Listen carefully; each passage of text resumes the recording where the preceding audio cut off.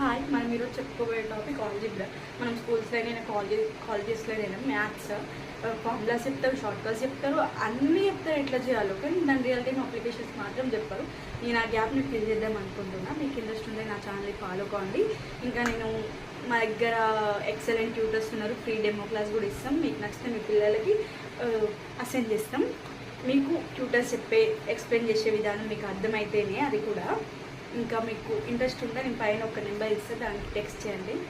ఇప్పుడు మనం చెప్పుకోబోయే టాపిక్ ఆల్జీబ్రా. అసలు మనకి రియల్ టైంలో ఆల్జీబ్రా ఎట్లా యూజ్ అవుతుందని చెప్పుకున్నాం. సపోజ్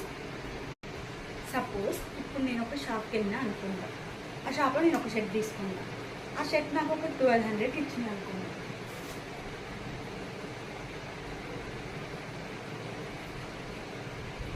ఇచ్చింది.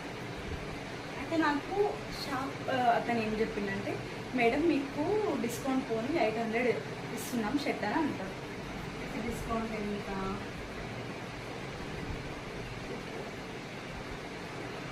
డిస్కౌంట్ 800 ఇస్తున్నాం మేడం మీకు అని అంటున్నాడు అతను.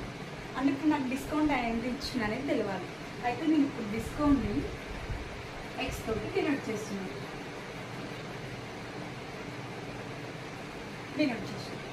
అయితే ఇప్పుడు నాకు చూడండి, X is equal to 1200 minus 800 X is equal to 400.